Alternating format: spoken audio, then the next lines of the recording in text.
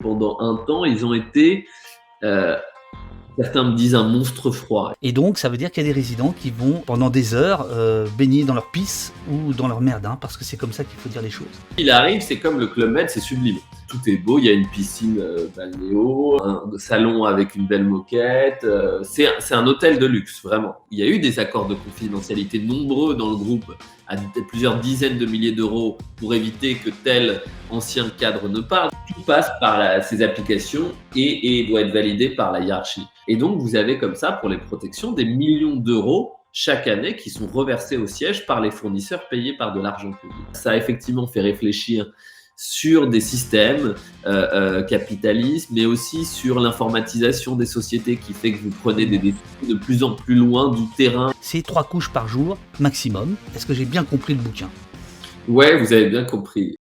Amis du café, bonjour. Amis de la police, bonjour. Amis du travail bien fait, bonjour.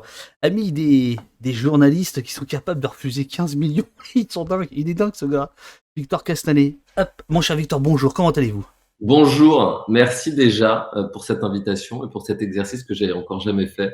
Pour tout vous dire, Victor, quand je vous ai contacté, je me suis dit, bon, il viendra pas au poste parce que il a 50 000 trucs à faire. Quand on sort ce genre de livre et qu'on travaille 3 ans sur une enquête comme ça, c'est très important après, comment on peut appeler ça, le service après-vente, c'est-à-dire de pouvoir faire vivre le sujet dans les médias, parce que si, moi, les familles et les salariés qui ont participé à cette enquête, s'ils ont participé, c'est pour que les choses changent, et Bien pour que les sûr. choses changent, il faut que ça soit relayé par les médias et par tous les types de médias. Mon travail aujourd'hui, c'est qu'on continue à en parler et à informer le plus grand nombre sur ce qui a pu se passer dans cette boîte et sur les défaillances de l'État. Donc c'est très important pour moi. Vous êtes sérieux, vous êtes un garçon sérieux, ça se voit avec votre bouquin, vous avez déjà réalisé un certain nombre de documentaires ou de reportages pour des gens très bien et d'autres étranges, mais tout va très bien. Je pense à TF1 par exemple, et tout va bien, tout va bien. Orpea, c'est, dites-vous, la vision ultime de l'entreprise capitaliste, hein, c'est au milieu du bouquin. Cette entreprise capitaliste, vous la décrivez assez vite, je vais montrer le bouquin, voilà, c'est ici le bouquin, il est là, les Fossoyeurs. Dès la première page, hein, c'est un groupe qui gère aujourd'hui plus de 110 000 lits répartis dans plus de 1100 établissements sur 23 pays, 3 continents. Une société qui ambitionne à court terme de faire son entrée dans le CAC 40, c'est Orpea. Pour votre enquête, vous avez rencontré des autorités de contrôle, vous avez rencontré plus de 250 personnes, des cuisiniers, des animateurs, des aides-soignants, des médecins, des directeurs d'établissement, des directeurs régionaux, des salariés de siège Orpea, des fournisseurs, des directeurs d'agences régionales de santé, des chargés de mission, 3 anciens ministres, Delaunay, Bachelot, Claude Évin, et puis surtout vous avez rencontré un certain nombre de lanceurs d'alerte, certains anonymes, certains sous leur nom, absolument courageux et courageuses, qu'il faut commencer par saluer ce matin. Ça, c'est grâce à eux, effectivement. Si le livre a déclenché un tel impact dans la société, c'est grâce à ces lanceurs d'alerte. Et il y en a effectivement un certain nombre qui témoignent à visage découvert. Il y a Camille Lamarche, qui a 30 ans, juriste au sein du service RH d'Orpea, décide d'enregistrer un certain nombre de conversations de sa hiérarchie qui, au quotidien, disons, prend des libertés avec la législation du travail. Donc, elle prend ce risque-là. Et il y en a plein d'autres à tous les échelons du groupe qui décident de le faire. Ce qui montre aussi, un, le courage de certaines personnes, deux, que le système était en train de craquer. À la fois, vous racontez le scandale Orpea, puis le système, puis les sales méthodes. Il y a quelque chose qui montre que ça devait sortir à un moment donné ou un autre, parce que malgré tout, même si vous avez du mal à entrer en contact, dès lors que vous rentrez en contact avec tel ou tel, ça s'épanche, quoi. Ça se libère, quoi. Il y a une parole qui se libère. Alors, après l'annonce de votre enquête, l'action Orpea, je crois, elle est à la Bourse de Paris, elle chute. Elle va même de 52%. Le 30 janvier, le groupe annonce le limogeage du directeur général Yves Lemann, qui est un des 3 personnages clés. On apprend par le Canard enchaîné qu'il aurait revendu des actions de l'entreprise. Ça, c'est pas dans votre bouquin, puisque c'est après, c'est suite au bouquin. Les ministres vont être obligés de prendre position. Vous allez être entendu par le Sénat. Il y a un pré-rapport de l'IGA qui est en train de sortir, qui est accablant pour Orpea. Je sais qu'il y a des ordinateurs qui ont été saisis par l'inspection des finances. C'est une enquête qui existe en partie parce que d'abord, vous avez un éditeur qui est courageux, C'est vrai. voilà, et dans les temps qui courent, des rachats d'éditions, etc., c'est intéressant et c'est important de saluer qui fait quoi. Maison Fayard, il y a des gens bien, voilà, on les salue. On peut les saluer parce que sans un grand éditeur, il n'y a pas de grand livre. Ça, c'est sûr. Voilà. Il va me donner et de l'ambition et des moyens et une stratégie aussi. Donc, c'est fondamental. Et il faut beaucoup de moyens pour faire une enquête comme ça. Votre objet, ça n'est pas seulement de raconter la maltraitance dans certains établissements Orpea ou autres, parce que ça, c'est raconté régulièrement depuis longtemps. C'est en fait ce que vous voulez, c'est mettre à jour ce système, expliquer cette maltraitance. C'est pas simplement la dénoncer, mais décortiquer les rouages qui amènent à cette maltraitance. Et en fait, le rouage, il est simple, c'est la calculatrice. Hein, c'est le profit maximal. Effectivement, il y avait eu déjà plusieurs reportages. Ça fait des années qu'on traite quand même du sujet de la maltraitance en EHPAD. On s'est presque d'ailleurs habitué à ça. C'est-à-dire, on sait à peu près tous qu'il y a de la maltraitance dans les EHPAD. C'est un état de fait et on a l'impression qu'on ne peut pas faire grand-chose. Et ce dont je me rendais compte, c'est qu'on ne savait pas trop d'où ça venait. C'est-à-dire, est-ce que c'est le personnel soignant de manière isolée qui est maltraitant de temps en temps? Est-ce que c'est des EHPAD qui dysfonctionnent à cause d'un mauvais directeur? Est-ce que c'est parce qu'il n'y a pas assez d'argent public? Les responsabilités de tout ça, on avait du mal à les donner, d'autant plus que c'est un sujet hyper complexe. Il y a effectivement, c'est les personnes qui viennent dans des EHPAD, elles viennent là pour mourir. Elles débarquent avec des pathologies très complexes, de plus en plus âgées, de plus en plus malades. Donc c'est un sujet complexe et on avait du mal à définir les responsabilités. Et donc oui, moi, on m'a alerté, si vous voulez, au tout début, ça part de personnels soignants qui viennent m'alerter sur des dérives dans un des établissements Orpea, qui est effectivement le plus cher du groupe, qui monte jusqu'à 12 000 euros, qui commence à, disons, 6 500, 7 000 euros par mois et qui monte jusqu'à 12 000 euros au moins, qui est situé à Neuilly, et dans lequel il y a ces dérives graves. Ce qui me fait dire deux choses. Qui s'appelle les bords de Seine. Hein. Ouais, les bords de Seine. Et Voilà. ça me fait, ça, quand je commence à avoir des infos là-dessus, du personnel soignant et des familles, ça me fait dire deux choses. C'est un, l'argent n'est pas le sujet. C'est-à-dire, si vous mettez 10 000 ou 12 000 euros par mois, il y a quand même des situations de maltraitance et des dysfonctionnements, c'est que le problème est ailleurs. C'est pas tant que les familles donnent pas assez d'argent ou qu'il n'y ait pas assez d'argent public, qui n'est pas là le problème. Et puis ça me fait dire qu'est-ce qui se passe dans les autres établissements du groupe Orpea s'il y a des dérives si graves dans celui-ci des bords de Seine, qu'est-ce qui se passe dans des établissements d'entrée de gamme à 2005 ou 3000 euros en France. Et donc je commence à enquêter. Et effectivement, mon but, ça va être c'est pas mon but d'ailleurs, c'est comme ça que ça va se passer, c'est que au départ, je pars d'un établissement dans lequel je vois qu'il y a des problèmes de personnel, des rationnements sur les protections, des rationnements sur les produits de santé, sur les produits alimentaires. Je vais voir d'autres établissements, il se passe à peu près la même chose à chaque fois. Et là, je comprends que c'est effectivement systémique. C'est ce qui fait que d'ailleurs ça donne un livre, sinon ça donnait une enquête dans un grand quotidien. Mais le fait que ça soit un système fait que ça devient un livre. Et là, le but, c'est de monter le plus haut possible dans la hiérarchie d'Orpea et de comprendre ce qu'est ce système, qui l'a mis en place et ses conséquences directes. Donc ça a pris beaucoup de temps parce qu'il fallait. C'est plus facile de parler au personnel soignant sur le terrain, même si déjà il faut les rassurer énormément et que ça prend du temps. Mais dès que vous montez, plus vous montez, plus c'est difficile de convaincre les gens de parler, de l'importance de témoigner. C'est des risques, ils prennent des risques importants. Et si vous permettez, on va rester à Neuilly-sur-Seine, puisque c'est l'introduction, c'est cette vitrine, le bord de Seine. Page 48, vous nous faites visiter les étages. Tout en bas de l'échelle, on retrouve les résidents des unités protégées.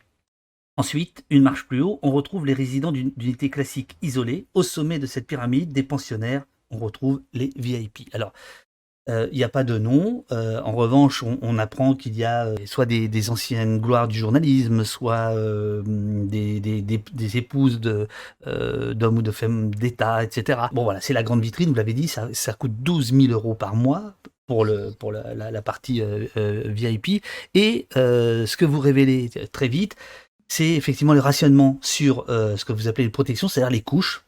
Et donc, il faut être très clair, c'est 3 couches par jour maximum, hein, et pas 4. Et donc, ça veut dire qu'il y a des résidents qui vont pendant des heures, baignés dans leur pisse ou dans leur merde, hein, parce que c'est comme ça qu'il faut dire les choses. Ça, effectivement, j'ai eu des témoignages nombreux de cette politique de rationnement et du fait que le groupe imposait, mettait des budgets clairs et stricts sur les budgets protection, même à Neuilly où vous dépensez au minimum 7 000 euros par mois. Donc j'ai à la fois eu des témoignages de personnel soignant, à la fois des documents. J'ai eu ces documents où on voit justement la manière dont le groupe optimise essaie d'optimiser ses changes. Et donc, le but, c'était même d'arriver dans certains établissements à 2,1, 2,3, 2,7. Il fallait passer en dessous de 3. Et j'ai aussi des familles qui me racontent, elles payaient 7 000 euros par mois et à côté, elles achetaient elles-mêmes C'est ça. des protections des couches pour leurs parents. Donc ça, quand on m'a raconté ça, je me suis dit, là ça dysfonctionne de manière excessivement grave. Monsieur Krief, je le raconte, qui est le papa d'un patron d'entreprise, de l'entreprise Bérénice, qui est une marque de fringues assez connue, une marque française. Donc, c'est quelqu'un qui a les moyens et qui va mettre son père à Neuilly parce que, justement, il veut éviter qu'il soit victime de situations de maltraitance. Donc, il se dit, je vais le mettre dans un des établissements les plus luxueux et les plus chers qui soient. Donc, C'est il me le ça. dit. Il dit, il arrive, c'est comme le Club Med, c'est sublime. Tout est beau, il y a une piscine balnéo, il y a un salon avec une belle moquette. C'est un hôtel de luxe, vraiment. Et donc, il est rassuré au départ. Et puis, progressivement, il voit les situations de dysfonctionnement. Effectivement, il arrive là-bas, son père est en unité protégée, c'est-à-dire les unités pour les personnes les plus dépendantes, qui ont des troubles cognitifs. Et là, il sent cette odeur à chaque fois terrible de pisse, justement. Il voit que son père, et quand il arrive, à chaque fois, il est dans son lit à des horaires où il ne devrait pas être dans son lit. Progressivement, il a du temps à s'en rendre compte de ce que subit son père. Et effectivement, son père, ça c'est une des aides-soignantes qui me raconte ça, parce qu'il n'était pas changé régulièrement, mais aussi parce qu'il avait des troubles Mmh. cognitifs. Il s'est retrouvé à certains moments à jeter contre les murs ses couches pleines parce qu'il supportait plus l'état et la situation et ce qu'il vivait au quotidien.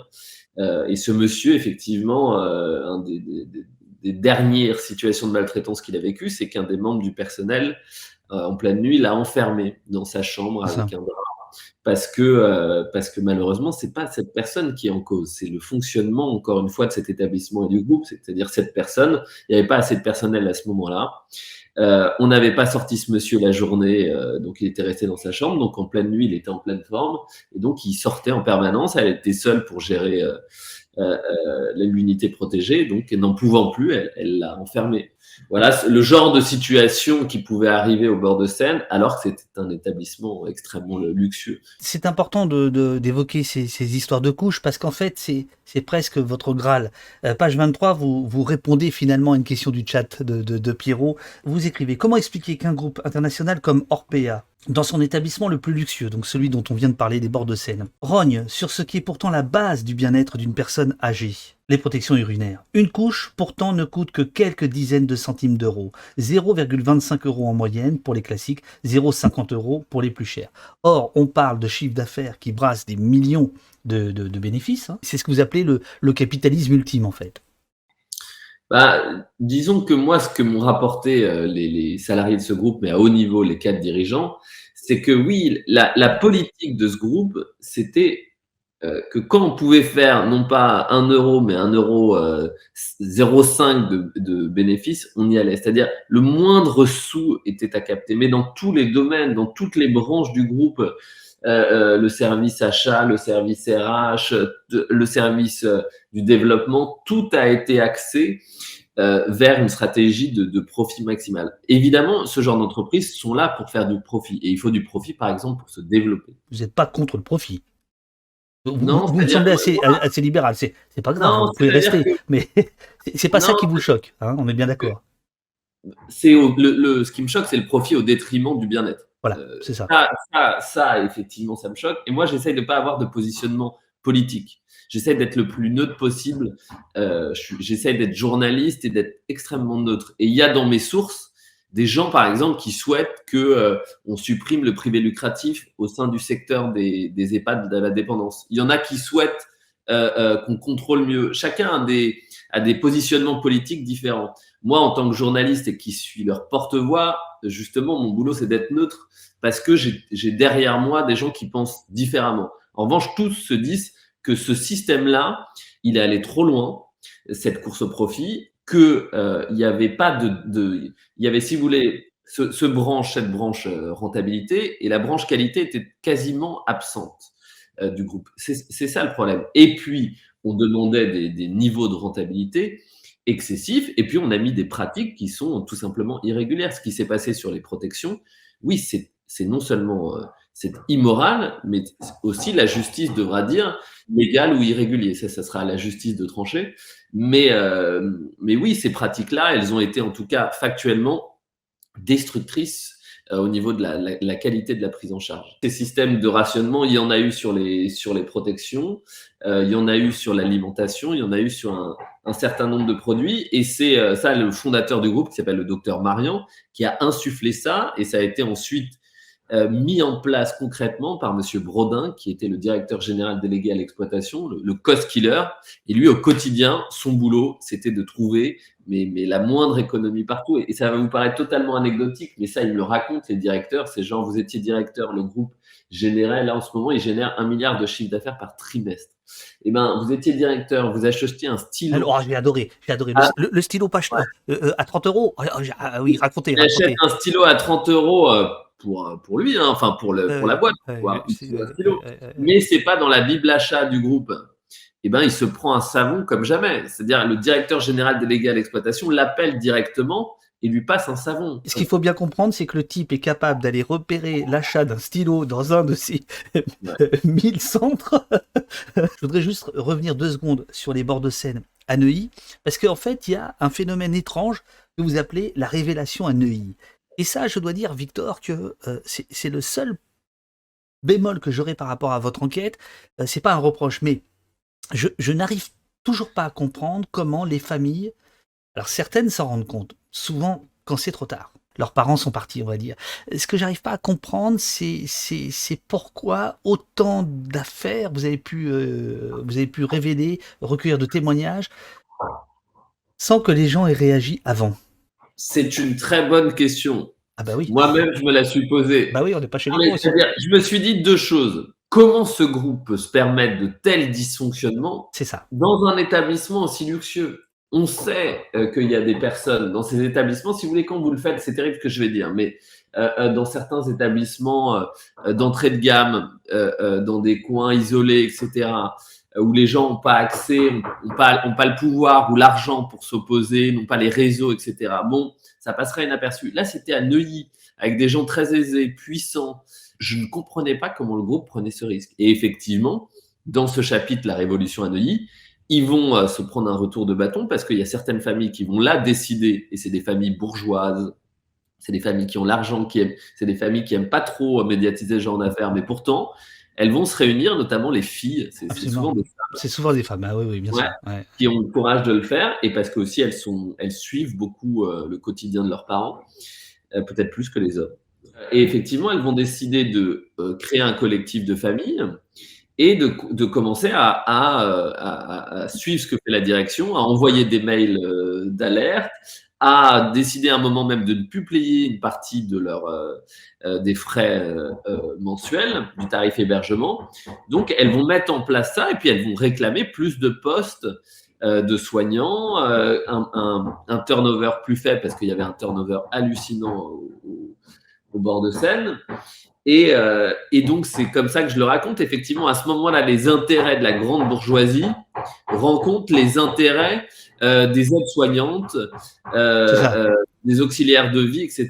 Là, il y a une sorte de convergence des luttes à ce moment-là. Et donc, pour ça, c'est très intéressant. Et quand vous me dites pourquoi je m'étonne que les familles ne soient pas inquiétées plus tôt et que les informations ne soient pas sorties avant. Bah ça s'explique par plein de choses, mais moi aussi j'ai mis du temps à le comprendre, même sur des familles très riches, même le patron de Bérénice, parfois, mais pas toujours, il y a une responsabilité collective des familles, on ne vient pas assez souvent dans les EHPAD, il faut le dire, on ne vient pas assez souvent.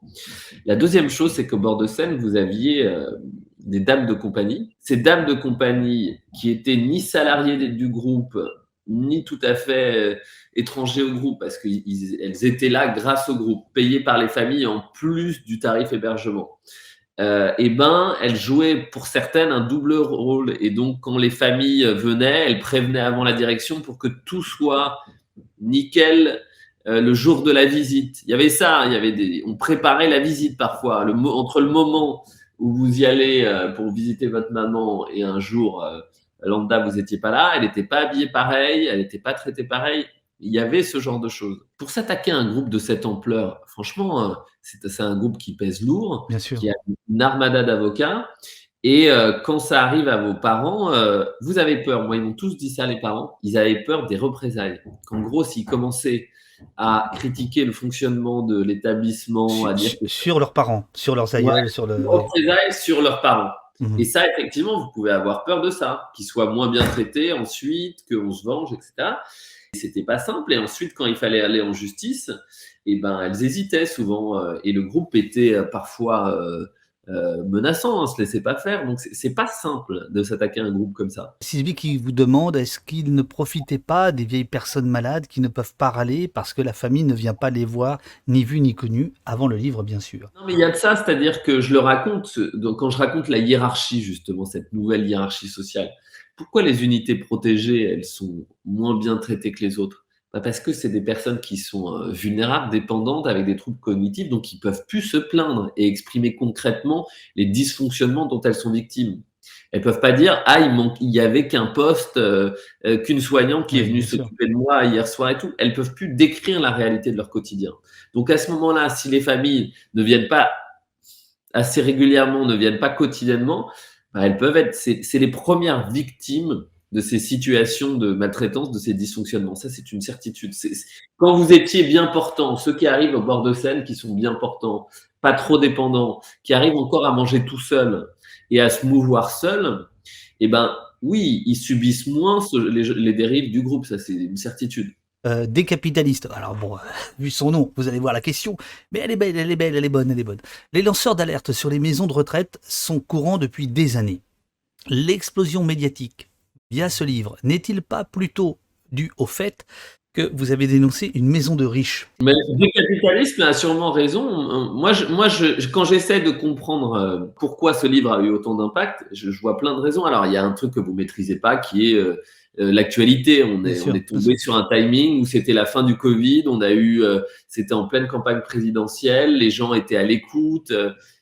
On avait eu les drames quand même qu'on avait pour les personnes âgées dans ces EHPAD pendant le Covid. Donc, les gens étaient aussi saisis par ce qui avait pu se passer. On a eu un moment d'actualité parfait pour faire vivre ce livre. Et puis, je pense qu'il y a plein de raisons. Je pense que le fait que ça parte d'un établissement luxueux joue. Tout le monde se dit, riche ou pauvre, on peut être impacté. Personne n'est épargné. C'est pas parce que vous allez mettre beaucoup d'argent que vous allez être épargné. Donc, ça touche tout le monde. Et ça intéresse, du coup, aussi, évidemment, les décideurs politiques, économiques, etc., parce que ça peut toucher leurs parents aussi. Mais je pense que c'est pas la seule raison et qu'une des autres raisons, quand on dit tout le monde savait, c'est pas vrai. Tout le monde savait qu'il y avait des situations de maltraitance. Tout le monde savait qu'il y avait des dysfonctionnements dans certains groupes, etc. Est-ce que tout le monde savait? Est-ce que avant ce livre, on savait qu'il y avait des systèmes de marge arrière sur de l'argent public aussi sophistiqués avec ce genre de montant? Est-ce qu'on savait que ce groupe Orpea faisait des excédents de dotation? C'est-à-dire qu'on donne des dotations publiques très importantes à ce groupe chaque année par établissement, entre 1 et 2 millions d'euros. Et ce groupe, mais ça m'a mis des mois et des années à le prouver, Oui, bien sûr. Ouais. fait des excédents de dotation qui ne rendent pas à l'État. Tous ces points-là, il y en a d'autres dans le livre, mais ils n'étaient pas connus avant le livre. Et pourquoi, du coup, ça a eu un tel impact?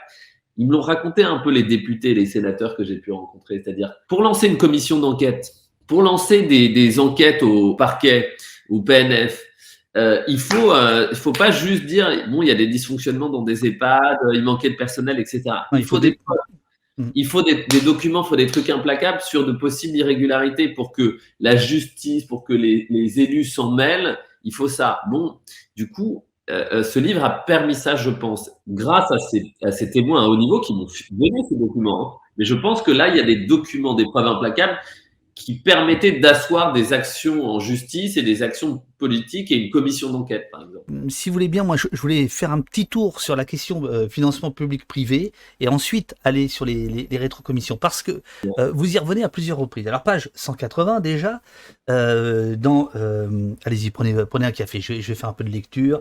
Voilà, c'est bien, non, c'est bien. Chapitre 18. Les EHPAD sont financés en grande partie par de l'argent public qui est utilisé à la fois pour payer les salaires des médecins et des soignants et également pour se fournir en produits de santé. Bien. Et page 366, c'est quand même, donc là on est dans la conclusion de votre enquête, des années de boulot, 250 témoins, etc.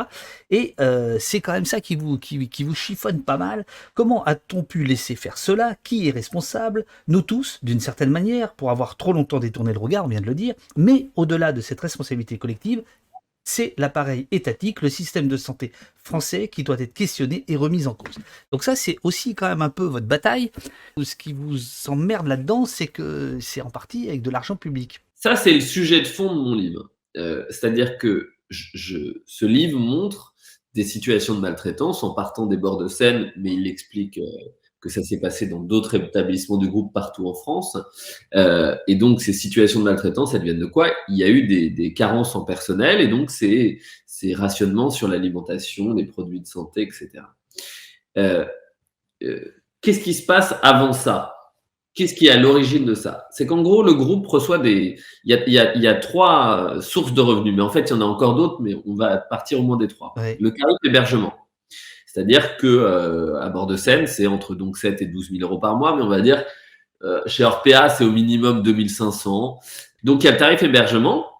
Et ensuite, vous avez le forfait dépendance qui est payé par le conseil départemental, qui vient payer un certain nombre de postes de soignants, d'aidants d'ailleurs, et qui vient payer notamment les protections. Les couches sont payées par le conseil départemental. Et puis, vous avez le forfait soins qui est payé par l'assurance maladie, par l'agence régionale de santé. Et là, qui va payer, pareil, un grand nombre de postes de soignants, le médecin coordinateur, l'infirmier, l'aide-soignant, tout ça est payé par l'argent public. Et là encore, des produits de santé, c'est-à-dire il va payer les dispositifs médicaux, et ça, il y en a un certain nombre, je sais pas, un fauteuil roulant, un lit médicalisé, tout ça est payé par l'argent public. Donc les gens ne le savent pas, mais en gros, quand vous allez chez Orpea et que vous payez 7 000 euros, en fait, Orpea ne gagne pas 7 000 euros, il gagne beaucoup plus. Enfin, il génère beaucoup plus de chiffre d'affaires que 7 000 euros. Et pour un établissement Orpea, c'est donc entre 1 et 2 millions d'euros de dotation annuelle. Moi, je l'ai découvert naïvement, et j'ai beau être journaliste, je pensais qu'en fait, sur ces groupes-là, quand Orpea faisait 1 milliard de chiffre d'affaires par trimestre, je ne pensais pas qu'il y avait autant d'argent public. Franchement, je n'avais pas conscience de ça. Donc, je me suis rendu compte qu'à bord de Seine, par exemple, tous les postes de soignants sont payés par l'argent public. Les 7 000 euros ou les 10 000 euros ne servent pas à ça. Ils servent à autre chose. Donc, il y a ces 3 sources de revenus. Et sur les revenus publics, les dotations publiques, les groupes privés n'ont droit de faire aucune marge. C'est fait pour payer les postes de soignants et les produits de santé, mais vous n'avez pas le droit de faire de marge là-dessus. Votre marge, c'est sur le tarif hébergement. Ce dont je me suis rendu compte au fur et à mesure du livre, d'abord, j'ai eu des témoins, des directeurs sur le terrain qui me disent c'est bizarre, on ne comprend pas, on paye bien nos factures de protection, etc. Mais il y a un truc qui cloche, quoi. Les RFA, c'est ça? Exactement. Et donc là, une des pratiques, au début, c'était juste des rumeurs, quelqu'un qui me racontait qu'il ne comprenait pas comment il n'avait pas assez de protection et pourtant il avait bien payé, etc. Et tout. Et progressivement, je suis monté en haut de la hiérarchie du groupe et j'ai pu avoir des documents démontrant que le groupe faisait des marges arrière. Alors là, je vais la faire très courte et très pédagogique, mais les marges arrière, ça se fait dans la grande distribution, par exemple. Leclerc faisait ça à un moment.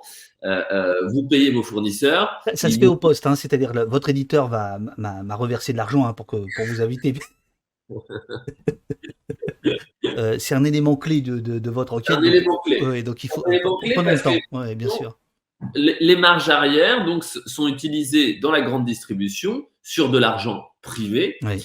Même là, ça peut poser problème. Leclerc avait été un temps condamné parce qu'il imposait à ses fournisseurs des marges arrière trop importantes, ce qui faisait que il tuait la rentabilité de ses fournisseurs. Donc, même dans le privé, ça peut être irrégulier. Mais là, ce que j'ai découvert, c'est qu'ils utilisaient ce système de marge arrière sur des produits euh, achetés, non pas achetés avec leur argent, mais C'est achetés ça, avec de l'argent public. ça c'est dingue. Ça, c'est dingue. Et C'est donc, dingue. si vous voulez, ils achètent donc les protections. Telle résidence va avoir telle résidence, une résidence Orpea, tiens, à Bordeaux, va recevoir 10 000 euros de budget pour acheter les protections des résidents. À la fin de l'année, la résidence doit montrer aux autorités de contrôle, à l'ARS, qu'elle a la facture. J'ai bien dépensé 10 000 euros. Sauf que l'ARS ne demande pas, elle demande la facture, mais pas le contrat. Et si elle regardait le contrat, elle verrait que bon, il y a bien eu 10 000 euros, mais d'ici là, il y a eu 28% pour les protections. Donc, dans ce cadre-là, 2 800 euros, quasiment entière, qui est reparti du fournisseur, Hartmann, aussi. Et ça, c'est irrégulier sur un certain nombre de points. D'abord, c'est de l'argent public. Deuxièmement, ça n'a jamais été déclaré aux autorités de tutelle. Elles ne savent pas qu'il y a des marges arrière sur des produits qu'elles financent. Ensuite, les taux sont hors normes, c'est-à-dire des taux classiques de RFA, de marge arrière, sur des produits privés, c'est 2, 3, 4, 5, 6, 7, jusqu'à 10% de RFA. Là, pour les protections, c'était 28. Et cet argent-là, il est reversé non pas aux résidences pour refinancer leur fonctionnement, mais au siège. C'est pas du tout pareil. Donc, et ces pratiques-là, donc, elles sont nationales, ça touche tous les établissements du groupe payent des marges arrière. Ça a été mis en place par la direction générale. Tous ces flux financiers reviennent à la fin de l'année au siège. Et donc, vous avez comme ça, pour les protections, des millions d'euros chaque année qui sont reversés au siège par les fournisseurs payés par de l'argent public. Donc ça, c'est grave. Et pourquoi c'est grave? Bon, c'est grave déjà parce que c'est de l'argent public, mais c'est surtout parce que ça a des conséquences directes sur la qualité de la prise en charge, sur justement les situations de maltraitance dans les EHPAD. Ce que me racontent des gens du service achat, c'est que suite à ça, en gros, quand vous avez enlevé 28% des budgets publics alloués, qui sont déjà serrés pour les protections par exemple, eh ben vous allez faire quoi? Vous allez devoir rationner parce que vous n'avez pas assez d'argent pour payer les protections. Et vous allez aussi devoir, et ça s'est vu à certains moments, la qualité des couches va diminuer parce que le fournisseur a accepté ces rétrocessions importantes parce que le marché Orpea est très grand, mais 28%, ça a baissé fortement son niveau de rentabilité. Donc, il s'est dit, tiens, je vais baisser le niveau de qualité de mes protections en baissant, par exemple, la capacité du produit absorbant, des choses comme ça. Donc, ces marges arrière, non seulement elles se font au détriment de l'argent public, mais surtout au détriment de la prise en charge quotidienne des personnes âgées. Et vous prenez soin, page après page, de bien les décortiquer. Et ces marges, on les comprend aussi de par la centralisation du système Orpea. Alors là, c'est très étrange parce que vraiment, c'est le management poussé à l'extrême, me semble-t-il. Alors, moi, j'ai noté deux petits passages. Un témoin, allez-y, prenez du café, voilà, très bien. Alors, un témoin, page 99. Chez Orpea, tout se passe au siège. Chez Orpea, vous n'êtes pas un gestionnaire. Donc, c'est quelqu'un qui gérait un établissement qui témoigne. Vous êtes un pion. On vous demande de jouer avec des petits sous, de ne pas dépasser des lignes dans un logiciel. Vous n'avez aucune vision, vous ne pouvez rien mettre en place. Tout est en fait décidé au siège. Et alors là, page 128, alors là, accrochez-vous les amis. Monsieur Adani me révèle alors, ça c'est beaucoup plus important, que chez Orpea, chaque directeur d'exploitation gère son établissement via 3 logiciels principaux. Le GEMAS, le Management Control NOP et la Bible Achat. Le tout est guidé en permanence par deux indicateurs clés, le taux d'occupation, le TO, et la marge de l'établissement indiquée sous l'acronyme NOP, Net Operating Profit. C'est Brésil. C'est dingue, et ce même directeur, il me dit un truc qui va résumer tout, c'est que Orpea a réussi, tour de force, d'industrialiser la prise en charge des personnes âgées. Ils ont créé un système qui a permis d'industrialiser cette gestion-là. Et comment? Grâce justement à des logiciels extrêmement sophistiqués et à des systèmes de reporting qui font qu'au quotidien, la direction générale et notamment Monsieur Yves Lemann, Oui. Yves Lemann, vous alliez dans son bureau, il y avait des écrans derrière, il pouvait piloter et avoir des informations presque heure par heure de ce qui se passait dans ces établissements. C'était extrêmement perfectionné sur toutes les lignes comptables. Le TO, c'est-à-dire le taux d'occupation, il y a 92 résidents sur 100 places. Les CRJ, le coût repas journalier qui était alloué, etc. Le budget alimentation. Il y avait tout un tas. Ce que rapporte un résident par jour, etc. Le nombre de décès à prévoir. Enfin, il y avait un nombre d'informations. Oui, parce que là, on parle pas de vente de pneus ou de fabrication Non, de transistors, quoi. C'est- non. Et ça, tout était Ouais. donc industrialisé et de manière très sophistiquée. Orpea est la boîte qui allait le plus loin dans le système de reporting et plus loin que certains groupes qui travaillaient pas du tout sur les personnes âgées, des gros groupes du CAC 40, etc., n'ont pas un système de reporting aussi perfectionné. C'est pour ça qu'à un moment, on le détaille comme ça, que la direction générale, notamment Yves Leman, était omniscient, omniprésent, omnipotent, quoi. Ils pouvaient agir sur toutes ces résidences en très peu de temps parce qu'ils avaient des infos sur tout et qu'ils tenaient, ça c'est un truc fondamental qu'on m'a raconté, ils tenaient leur directeur via ces applications. Le C'est ça. groupe tient ses directeurs via ces applications. C'est-à-dire que on a l'image un peu, et c'est pour ça que parfois on peut les remettre en cause, les directeurs. On pense que c'est eux qui ont le pouvoir. Chez RPA, c'est pas le cas. C'est-à-dire, vous êtes directeur, vous avez le pouvoir de vous opposer de temps en temps aux politiques du groupe, mais vous risquez de partir assez vite. Et sinon, vous avez la responsabilité de jouer totalement le jeu de la direction et ensuite donc de monter dans la hiérarchie et de participer à ce système. Alors, Mais vous avez assez peu de marge de manœuvre au quotidien. Sur votre masse salariale, c'est-à-dire le nombre de postes, l'embauche, etc., tout ça doit être validé par cette application. Si demain vous voulez un CDD pour faire un remplacement, il faut passer par l'application. Et si l'application refuse parce que votre taux d'occupation n'est pas convenable, vous ne pouvez pas imprimer le contrat de travail. Donc ça, les directeurs, ils me disent, ils sont tenus en permanence, ils n'ont pas de marge de manœuvre, pas de liberté. Pareil pour les budgets protection ou autres, le budget est extrêmement encadré et défini par la direction. Et par exemple, pour les couches, là encore, on parle des couches. Mais ça, j'ai le directeur qui me raconte ça. Et ça les faisait souffrir au quotidien.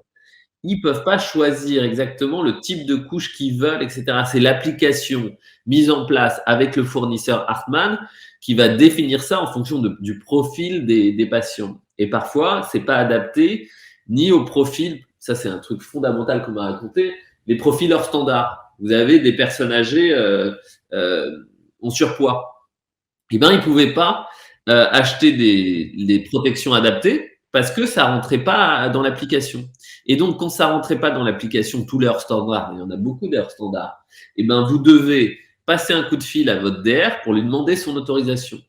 Bah, croyez-moi, il y en avait beaucoup qui osaient pas le faire parce qu'on ne faisait pas ce genre de demande. Donc, c'est tout un système qui fait que vous êtes tenu quand vous êtes directeur et qu'en fait, tout passe par ces applications et doit être validé par la hiérarchie. dans votre enquête, vous racontez qu'à un moment donné, vous louez une chambre d'hôtel, je sais plus si c'est à Angoulême ou à La Rochelle, enfin qu'importe.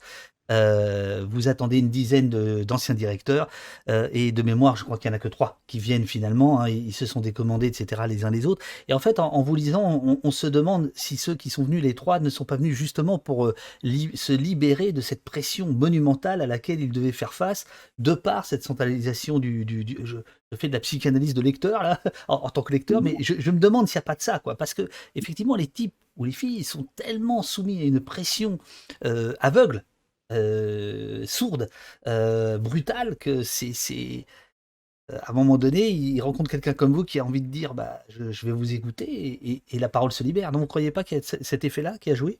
Si, mais c'est pas de la psychologie à 2 balles. Moi, je l'ai senti, J'ai pas dit à c'est-à-dire, 2 balles, j'ai dit de lecteur. je, je, moi, je l'ai senti. C'est-à-dire qu'il y avait, dans les gens qui ont témoigné, c'était pas par esprit de vengeance, hein. Sinon ils seraient venus me voir. Moi, c'est plutôt moi qui suis venu à eux. Et puis ils étaient parfois au début, ils hésitaient. Donc c'est pas par esprit de vengeance, c'était par esprit de justice et aussi parfois comme une réparation. Beaucoup que j'ai pu croiser, mais à tous les niveaux, hein, du personnel soignant au directeur d'établissement, au directeur régional, au cadre ancien membre du COMEX qui était dans les 10 plus importants de ce groupe. Et ben, ils me racontent quoi? Beaucoup, hein, des séances de psychanalyse pendant des années après leur sortie du groupe, parce qu'ils sont traumatisés par le C'est fait ça, c'est ça. d'avoir participé à ce système et ils se rendent compte que pendant un temps, ils ont été, heu, certains me disent un monstre froid. Ils ont été une autre personne que ce qu'ils sont normalement. Ils ont, mis en place des pratiques avec lesquelles ils sont pas en adéquation. Ils ont eu des pratiques qui ne conviennent pas à leur morale. Et donc, ces gens-là, effectivement, après, on fait des séances de psychanalyse. Certains ont fait des tentatives de suicide. Moi, j'ai plusieurs exemples Mmh. étayés de ces drames qui se sont passés pour des anciens salariés d'Orpea. Et donc, oui, dans les gens qui décident de témoigner, il y a une forme de, je sais pas, de rédemption. Enfin, ils ont besoin de se dire que ils ont participé à ce système, mais qu'aujourd'hui ils le dénoncent. C'est important pour eux pour se reconstruire. Ouais. Vous avez été auditionné par le Sénat il y a quelques jours. Il y a donc ce pré-rapport de l'IGAS et de l'IGF qui est accablant, 20 millions d'euros d'excédent d'argent public reversé au siège d'Orpea entre 2017 et 2020, 50 millions dépensés par des postes qui auraient dû être prélevés sur des fonds privés, semble-t-il, 18 millions de rétrocessions, etc. Vous avez fait il y a quelques jours un papier dans Le Monde qui a dû les paniquer, parce que vous avez toujours plein d'informateurs, où vous racontez comment les dirigeants d'Orpea ont organisé en interne la contre-attaque. Et ça m'amène évidemment à la question des pressions qui ont été faites sur vous. Page 369, on est à la fin de l'enquête. On est à la fin de l'enquête et vous nous expliquez... Oh, il y a tellement de choses à voir. Bon, voilà, vous êtes avec quelqu'un que vous appelez Jean de Renom, qui est visiblement envoyé par les boss, et qu'il vous dit à un moment donné, dans la conversation, hein, c'est le clou du bouquin. Mon cher Victor, enfin il dit pas mon cher Victor, je le rajoute, hein, il va falloir que vous vous protégiez, je pense que ça commence à se savoir. Marian, donc lui c'est le fondateur, lui il est au courant. Alors comment vous allez faire? Vous êtes suivi via votre portable, vous le savez. Et s'il vous file 15 millions d'euros? Je dis ça comme ça peut être une solution. Attendez, je le mets en grand pour tout le monde bien, hein, page 369, on est à la fin. Ok, et ensuite, il rajoute, alors, donc vous lui demandez s'il est sérieux, et il vous dit, bah non, non, je dis ça comme ça, etc. Mais on pourrait faire. Bon, très franchement, Victor, quand je lis ce passage-là, j'arrive pas à savoir si c'est de l'art ou du cochon, quoi. Si c'est de la boutade, si c'est de la pression très désagréable, ça, je n'en doute pas. Mais admettons que vous auriez dit oui, vous pensiez qu'il serait allé au bout? Alors, il y a deux choses qu'il faut. Je le raconte justement très précisément Absolument. la manière dont ça s'est passé, et cet enregistrement a été enregistré. Enfin, cette conversation a été enregistrée. Donc ça, c'est important à dire. Effectivement, si vous voulez, c'est un intermédiaire du groupe, Oui. c'est-à-dire c'est un ancien analyste financier qui avait des rapports étroits avec un certain nombre de dirigeants d'Orpea. Donc c'est pas Orpea directement, c'est un intermédiaire et qui était en contact étroit, je le raconte, il continue à les voir, à échanger avec eux, Non. qui allait même dans la maison de Monsieur Marian euh, En en Belgique? à Bruxelles, donc il y avait des liens très étroits et qui était à la fois intéressé par l'enquête parce qu'il avait vu des irrégularités importantes au niveau de ce groupe et en même temps qui était assez fasciné par le caractère visionnaire des dirigeants de ce groupe, par le fait que cette boîte-là, pendant des années, pour les analystes financiers, c'était la boîte ultime. Hein. Quand vous regardez la croissance organique, la Bien sûr. présentation des chiffres, des résultats, c'était des maestros pour eux, Marian, Leman, etc. Donc, il était dans un double jeu avec moi et il s'inquiétait effectivement énormément, non pas tant de l'impact du livre sur le groupe, mais de l'impact du livre sur un certain nombre de dirigeants. Et effectivement, il me fait cette proposition qui est claire, qui est chiffrée, etc.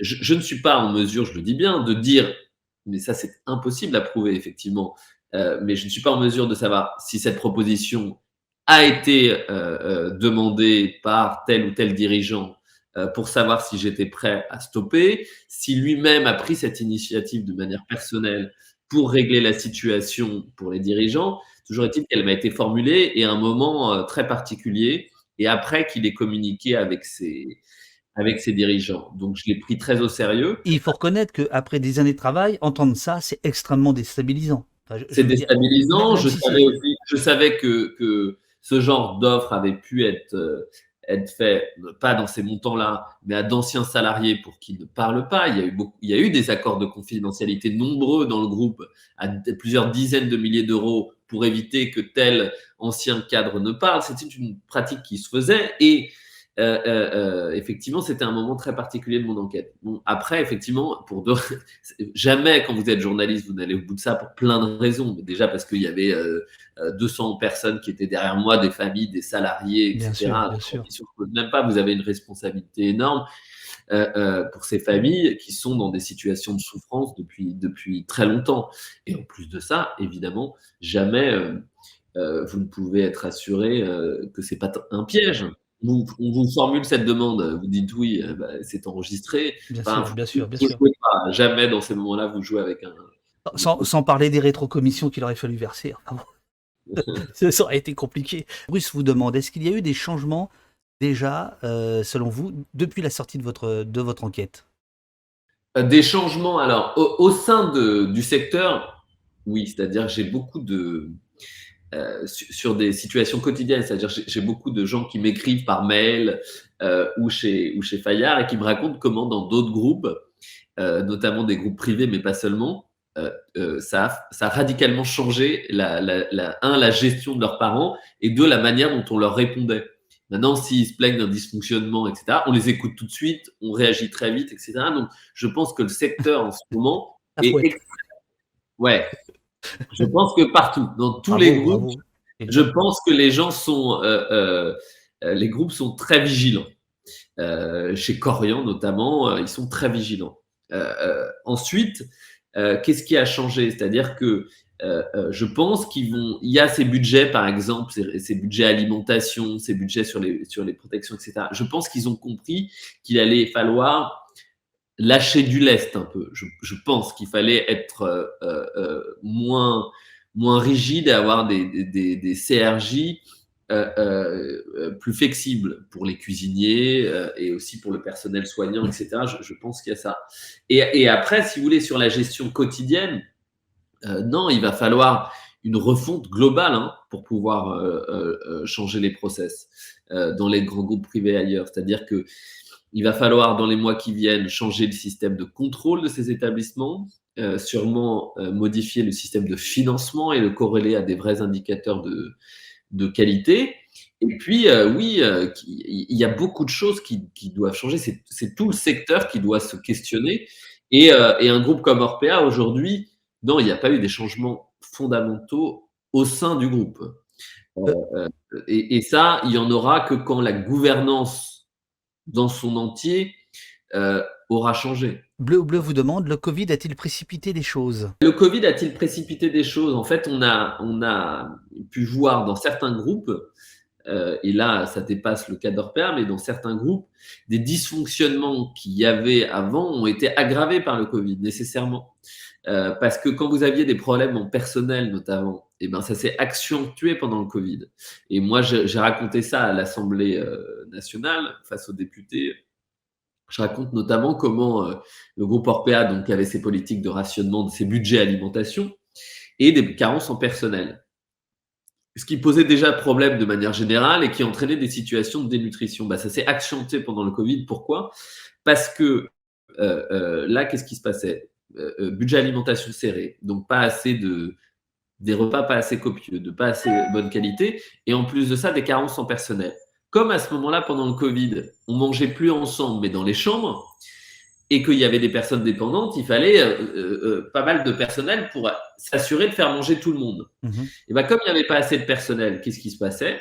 La direction générale a demandé aux cuisiniers de mettre, et ça c'est un des trucs qui m'a le plus choqué, de mettre une poudre qui s'appelle le Protipulse, payée par l'assurance maladie, qui est une poudre hyper protéinée pour éviter donc des situations de dénutrition trop graves.